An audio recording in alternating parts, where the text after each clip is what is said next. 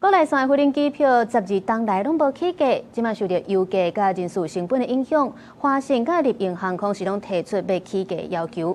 民航局也证实这个消息，目前是当咧评估，若是有需要调整的，会由票价审议委员会来讨论。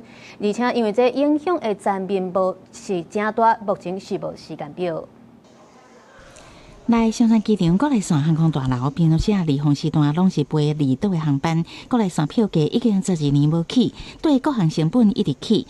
国际航空业者华信甲立营航空已经向民航局表态，希望调整票价。油也涨，然后薪资也涨嘛，这时机就谅解一下吧。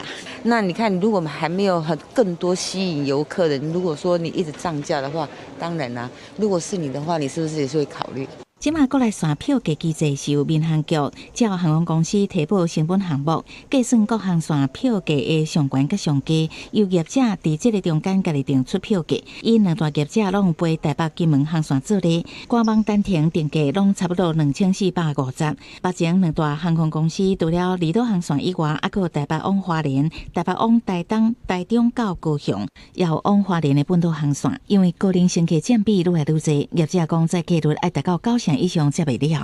做多少人才打平啊？那国内线啊要2%，所以我们也期待着票价要适度的调整。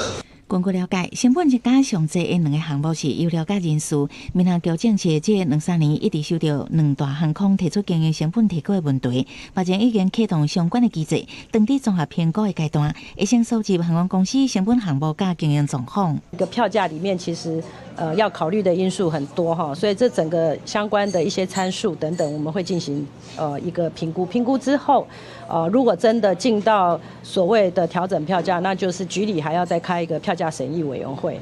民航局讲，虽然油价成本起价，甲疫情了后机组员人数成本增加，不过国内线爱兼顾离岛居民的需求，考虑的层面较宽，当地评估的阶段也无具体时间表。记者采访报道。